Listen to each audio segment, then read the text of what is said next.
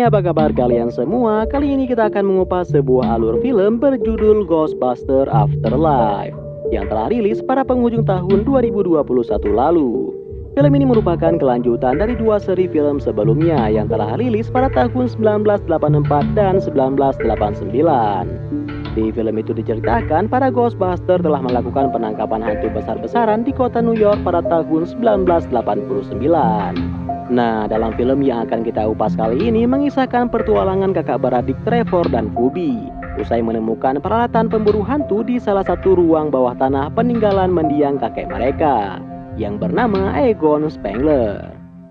Seiring berjalannya waktu, Phoebe menemukan fakta mengejutkan bahwa kakeknya Egon Spengler adalah salah satu dari anggota Ghostbusters yang terkenal pada dekade 80-an. Bukan hanya itu, Phoebe juga berhasil mengungkap begitu banyak rahasia di balik kehidupan sang kakek.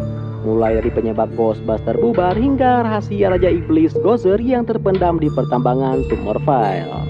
Oke, sebelum kita lanjut ke alur filmnya, jangan lupa kalian subrek channel ini boy, agar Mimin Sukarimin lebih semangat membuat alur film selanjutnya. Di awal film terlihat sebuah pusaran badai yang sangat besar di atas pertambangan di kota Summerville. Terlihat sebuah mobil melaju dengan cepat menjauhi area pertambangan, yang ternyata itu adalah Egon Spengler. Egon terlihat sangat panik dan secara tidak sengaja ia masuk ke area kebun jagung hingga mobilnya jungkir balik, guys. Ia pun terus berjalan hingga akhirnya sampailah ia di rumah tua miliknya. Ia langsung menuju ke teras rumah menghidupkan elemen listrik proton sebagai perangkap hantu. Tak lama kemudian muncullah sosok misterius tak kasat mata yang ternyata itu adalah hantu berwujud serigala yang sedang ia buru. Ketika sang hantu mulai memasuki area perangkap, Egon segera menyalakan jebakan listrik untuk menyegel si hantu. Namun sayangnya tegangan listrik yang terlalu tinggi membuat jebakan itu overdosis dan berhenti berfungsi. Egon segera masuk ke dalam mengambil alat pendeteksi hantu miliknya. Ia juga sempat menyembunyikan alat penyegel hantu itu tepat di bawah rumahnya. Di sini Mimin ingin menjelaskan jika penyebab Egon saat ini dikejar-kejar oleh sang hantu karena ia telah menangkap hantu serigala betina yang merupakan istrinya. Tak lama kemudian muncullah asap putih membentuk sosok hantu berwujud serigala yang secara langsung menyerang Egon hingga membuatnya mati seketika.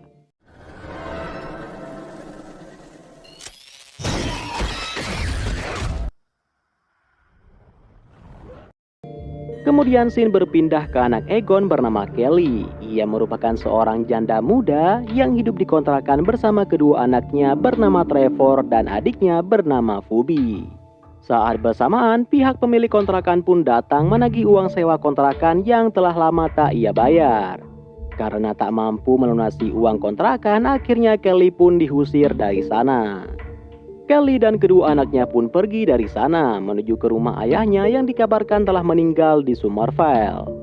Kelly berharap bisa mendapatkan warisan rumah megah dari ayahnya.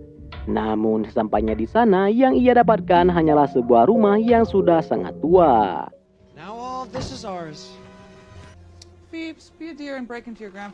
Saat masuk ke dalam, mereka melihat berbagai barang-barang aneh yang selama ini disimpan oleh Egon.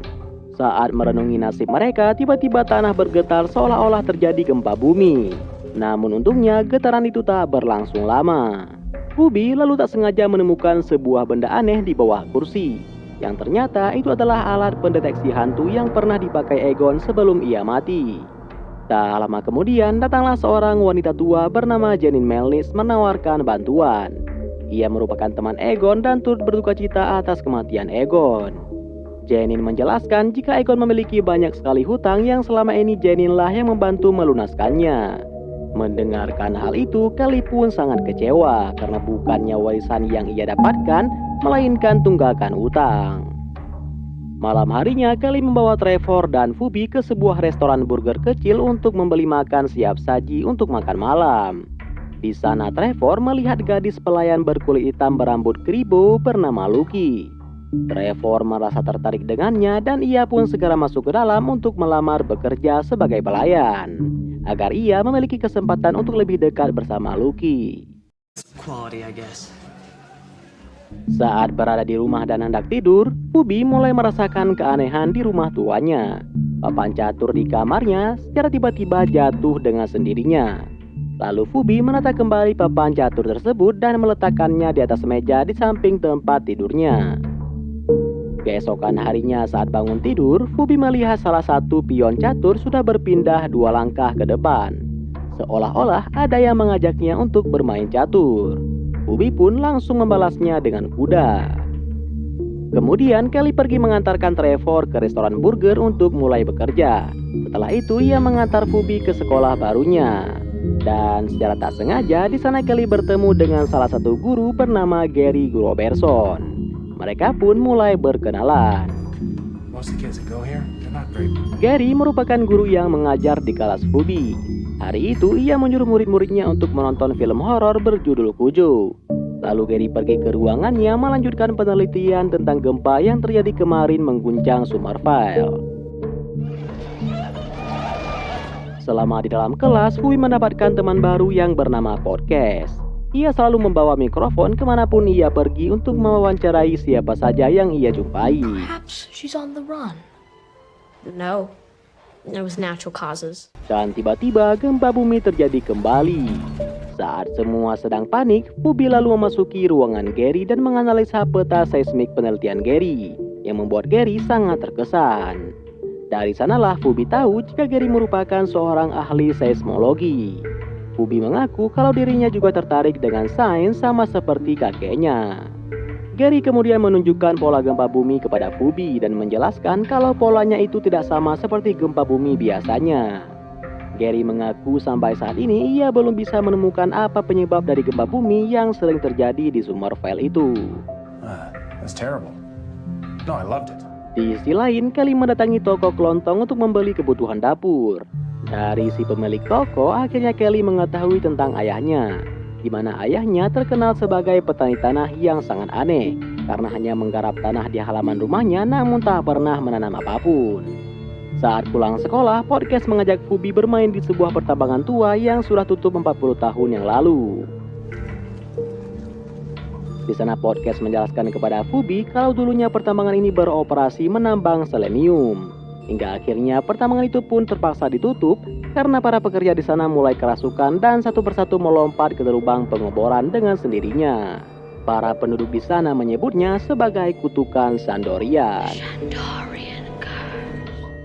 Fubi melihat sebuah ukiran berbentuk wajah serigala. Podcast menjelaskan jika ukiran ini tak pernah dibuat manusia, melainkan muncul dengan sendirinya. Saat kembali ke rumah, Fubi kembali menemukan langkah lain di papan catur. Ia pun membalasnya dengan memajukan sebuah pion hitam. Dan secara tiba-tiba, pion putih bergerak sendirinya seolah-olah membalas. Kini Fubi yakin jika di rumah tuanya itu terdapat sosok lain yang tak kasat mata.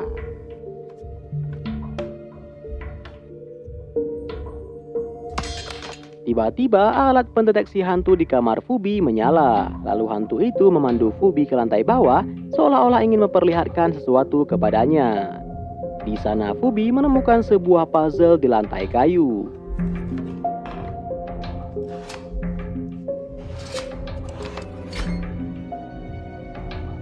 Ternyata di dalamnya berisi sebuah perangkat keras yang tak ia ketahui fungsinya. Keesokan harinya, Fubi membawa benda itu ke sekolah yang secara langsung menarik perhatian Gary.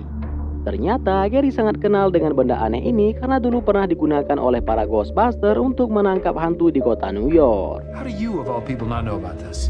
I'm ashamed. I mean, there hasn't been a ghost sighting in 30 years. Gary lalu menunjukkan video tahun 80-an tentang anggota Ghostbuster yang sedang diberikan penghargaan setelah berhasil menangkap beberapa hantu di kota New York.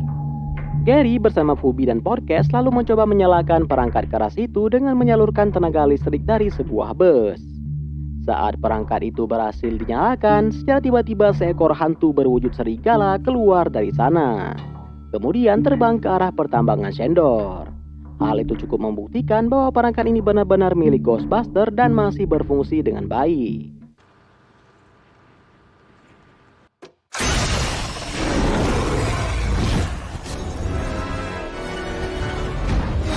Di sana, Podcast meyakinkan Fubi jika kakeknya adalah salah satu dari anggota Ghostbuster. Fubi lalu membawa Gary dan Podcast ke rumahnya. Podcast menemukan sebuah peluit kematian Aztec yang dulu pernah digunakan Ghostbuster untuk mengusir roh jahat. Lalu tiba-tiba Kelly datang menghampiri mereka semua yang kemudian menawarkan teh hangat kepada Gary. Lagi-lagi di sini Podcast menemukan sebuah buku yang berisi informasi tentang hantu serigala sebelumnya di salah satu halaman buku. Di buku itu dikisahkan tentang dewa agung yang bernama Gozer yang memimpin roh-roh jahat. Untuk dapat membangkitkan Gozer kembali, penjaga gerbang dan penguasa kunci harus merubah dirinya menjadi binatang buas. Di sisi lain, Trevor menemukan sebuah mobil tua di sebuah gudang di samping rumahnya. Ternyata itu adalah mobil dinas tua yang pernah digunakan Ghostbuster. Trevor pun berencana memperbaiki mobil tua itu. Sedangkan Fubi kembali mengikuti petunjuk melalui alat pendeteksi hantu ke ruang bawah tanah dan menemukan 4 baju anggota Ghostbuster. Tiba-tiba saja lampu di sisi kanan ruangan menyala dengan sendirinya. Seolah-olah roh Egon sedang menuntun Fubi untuk memperbaiki sebuah senjata proton penangkap hantu yang belum sempat ia perbaiki semasih ia hidup.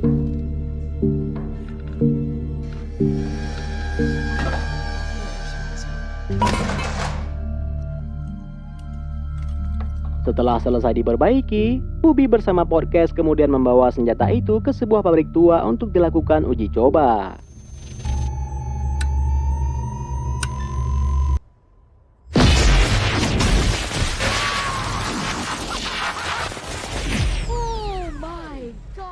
Mereka sangat senang ketika senjata itu masih bisa berfungsi dengan baik dan digunakan untuk menembak. Saat itu juga suara jeritan aneh terdengar dari dalam pabrik. Fubi dan Podcast pun langsung masuk ke dalam pabrik dan mendapatkan seekor hantu pemakan besi bernama Muncher, yang berarti si pengunyah. Muncher yang mengetahui kehadiran mereka pun mulai menyerang Fubi dan Podcast dengan semburan besi. Fubi membalasnya dengan sengatan listrik proton dan berhasil mengenai si hantu. Dan Podcast lalu melemparkan alat penyegal hantu, namun sayang Podcast belum mengerti cara menggunakannya hingga akhirnya si hantu berhasil melepaskan diri dan lari ke arah perkotaan. Di sisi lain, Trevor telah berhasil memperbaiki mobil Ghostbuster. Ia sangat senang bisa punya mobil dan segera mengendarainya ke arah jalanan.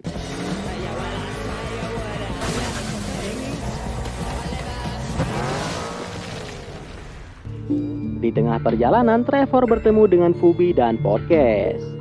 Mereka pun menyuruh Trevor untuk membawa mereka ke perkotaan. Hey dude, we need a ride. Get in the back. Setibanya di kota, mereka menemukan Muncher yang sedang memakan tutup pompa air. Saat itu juga, kursi yang diduduki oleh Fubi tiba-tiba bergerak keluar. Ternyata mobil tua Ghostbuster itu memiliki kursi penembak otomatis. Mereka pun mengejar Muncher untuk menangkapnya yang secara tidak sengaja membuat kericuhan di perkotaan termasuk di rumah makan yang di dalamnya terdapat Kelly dan Gary.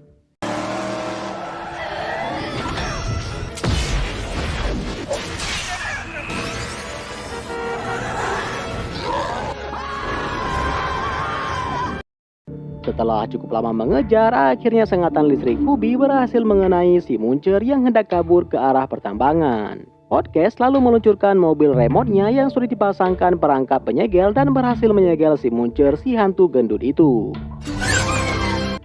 Pada malam harinya saat mereka hendak pulang, tiba-tiba mobil polisi datang mencegat mereka. Dan karena Trevor tak memiliki SIM, mereka pun dibawa ke kantor polisi dan dimasukkan ke dalam sel tahanan. Di dalam sel, Trevor menceritakan kepada Fubi dan Podcast tentang kejadiannya waktu lalu saat bermain di pertambangan tua itu bersama teman-temannya. Tiba-tiba gempa bumi terjadi dan dari dalam pertambangan itu ia mendengarkan suara aneh memanggil Gozer. Tiba-tiba Lucky muncul dan membenarkan cerita Trevor. Ternyata Lucky merupakan anak komandan polisi yang telah menangkap mereka. Lalu Fubi mengajukan satu permintaan kepada ayah Lucky untuk menelepon seseorang. Ia pun langsung menghubungi nomor pelayanan Ghostbuster yang sebelumnya dia dapatkan dari video tahun 80-an. Telepon tersebut dijawab oleh Ray Stan yang merupakan salah satu mantan anggota Ghostbuster sekaligus teman Egon. Ray menjelaskan kepada Fubi kalau timnya sudah lama bubar setelah melenyapkan semua hantu di kota New York. Ray juga mengungkapkan bahwa dirinya dan Egon pernah berselisih pendapat tentang malapetaka yang akan bangkit kembali dan melenyapkan umat manusia. Phoebe lalu mengatakan kalau Egon sudah meninggal 1 minggu yang lalu dan ia adalah cucu dari Egon. Telepon pun kemudian ditutup oleh polisi karena waktunya sudah habis. Kelly dan Gary pun akhirnya datang menjemput anak-anak. Sebelum pulang, Phoebe meminta agar polisi mengembalikan peralatan milik kakeknya.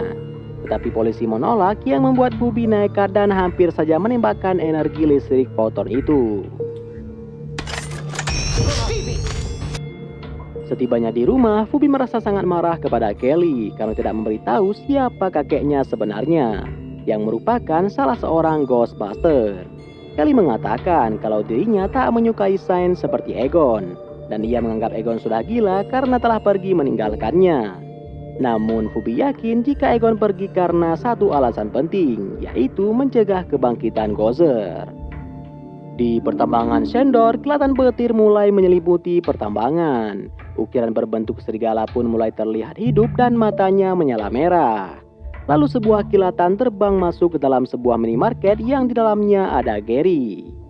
Saat Gary ingin mengambil sesuatu, ia melihat bungkusan marshmallow yang bergerak-gerak. Tiba-tiba keluarlah makhluk marshmallow kecil dari dalam bungkusan yang membuat Gary merasa gemas. Saat ia mencoba menyentuh, tangannya langsung digigit oleh marshmallow, diikuti oleh kemunculan ratusan marshmallow lain mengacaukan seisi minimarket. Gary lalu tak sengaja bertemu dengan seekor hantu berwujud serigala yang merupakan penjaga gerbang yang lepas dari pertambangan. Hantu itu pun mengejar Gary yang membuat Gary merasa ketakutan hingga masuk ke dalam mobil.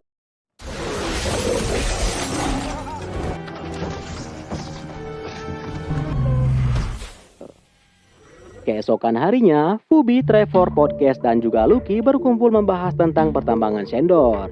Phoebe menjelaskan jika pertambangan itu ada kaitannya dengan dewa agung bernama Gozer.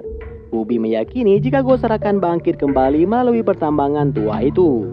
Dan untuk mencari tahu lebih dalam, mereka pun pergi ke pertambangan dan memasukinya melalui lubang dari atas bukit, tempat Trevor mendengarkan jeritan Gozer.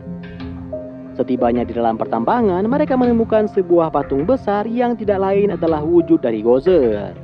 Podcast menemukan sebuah peti kaca yang berisi monyet Ivo Shandor yang merupakan pemilik pertambangan itu. Dan Phoebe juga menemukan serangkaian angka-angka di dinding yang jika dicermati, angka-angka tersebut adalah tahun terjadinya bencana besar, seperti letusan Gunung Krakatau pada tahun 1883 sampai tahun 2021, yang artinya di tahun 2021 akan terjadi bencana besar. Mereka lalu mendengarkan suara jeritan dari sebuah sumur yang mereka sebut sebagai sumur kematian, yang di dalamnya terdapat lonjakan api besar seperti neraka. Pada saat itu juga Gozer muncul dari dalam sumur, tetapi 4 senjata proton yang ada di sana secara otomatis menyegelnya kembali ke dalam sumur. The earthquake.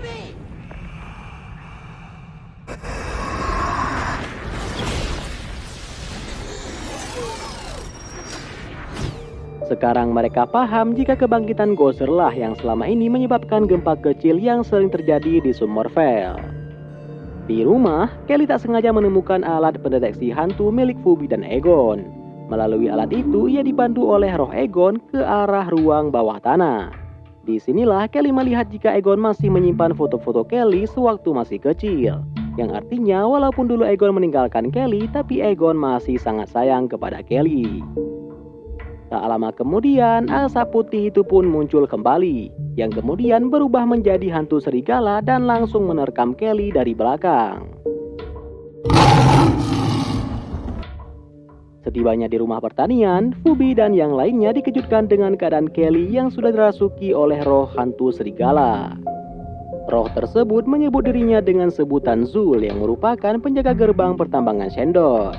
Begitu juga dengan Gary yang sudah dirasuki roh penguasa kunci berada di pertambangan, sedang mencoba menyingkirkan senjata proton dari portal agar Gozer bisa masuk ke alam manusia. Sehingga terjadilah gempa bumi yang sangat dahsyat. Saat portal mulai terbuka, secara tiba-tiba Kelly loncat keluar jendela, kemudian berlari ke arah pertambangan menemui penguasa kunci di tubuh Gary untuk kawin. Phoebe dan yang lainnya kemudian pergi ke ruang bawah tanah untuk mengambil peralatan penangkap hantu. Tak lupa mereka juga memakai setelan dinas milik Ghostbuster. Setelah itu mereka pergi ke kantor polisi untuk mengambil senjata proton dan juga perangkat penyegel. Namun masalahnya senjata tersebut disimpan dalam sel besi yang susah untuk dikeluarkan. Podcast lalu memberikan sebuah ide cemerlang, yaitu dengan melepaskan hantu Muncher agar hantu itu memakan besi sel. Dan benar saja, Muncher yang keluar langsung melahap besi sel itu sehingga sekarang mereka bisa mengambil senjata protonnya. Lalu mereka semua segera pergi ke pertambangan untuk mencegah kebangkitan Gozer. Di sisi lain, Gary dan Kelly yang masih kesurupan akhirnya bertemu satu sama lain. Setelah bertemu, mereka pun berhubungan intim secara ganas. Karena salah satu syarat Gozer dapat bangkit adalah setelah perkawinan penguasa kunci dan penjaga gerbang dilakukan. Setibanya Phoebe dan yang lainnya di pertambangan, mereka menemukan Kelly dan Gary sudah berubah wujud menjadi serigala. Tak lama kemudian, ribuan roh jahat keluar dari dalam sumur terbang menuju ke perkotaan Summerville. Begitu juga Gozer kini sudah resmi bangkit dan masuk ke alam manusia, disambut oleh Ivo yang kini sudah hidup kembali. Di perkotaan, hantu-hantu itu mulai mengacaukan suasana, membuat para penduduk lari ketakutan. Lalu Phoebe memberanikan diri maju ke hadapan Gozer sebagai pengalihan. Sedangkan Podcast mengambil remote kontrolnya dan berhasil menyegel hantu serigala yang merasuki tubuh Kelly.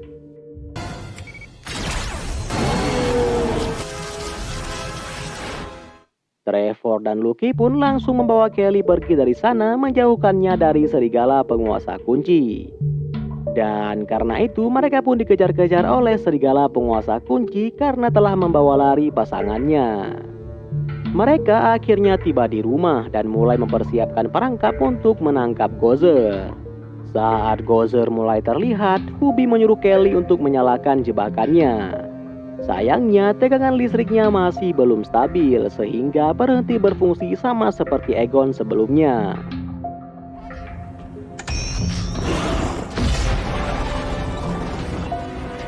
Lucky yang sedang menangkap Gozer dengan proton ditarik ke arahnya. Kemudian Gozer menghancurkan alat penyegel hantu itu. Lalu ia merubah Lucky menjadi hantu serigala penjaga gerbang. Dan sekarang Gozer kembali ke wujud sempurnanya.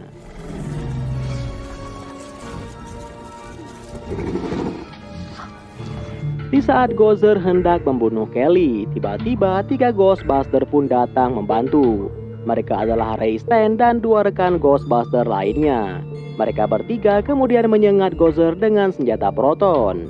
Tapi sayangnya itu sia-sia karena Gozer saat ini lebih kuat dari sebelumnya.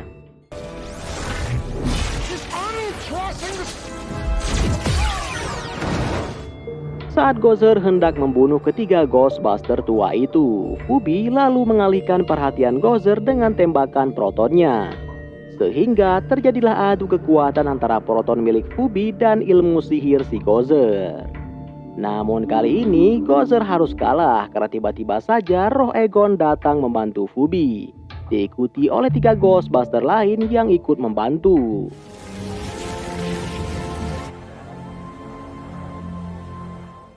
Sedangkan Trevor menembakkan proton ke arah trafo listrik agar kekuatan proton bertambah kuat.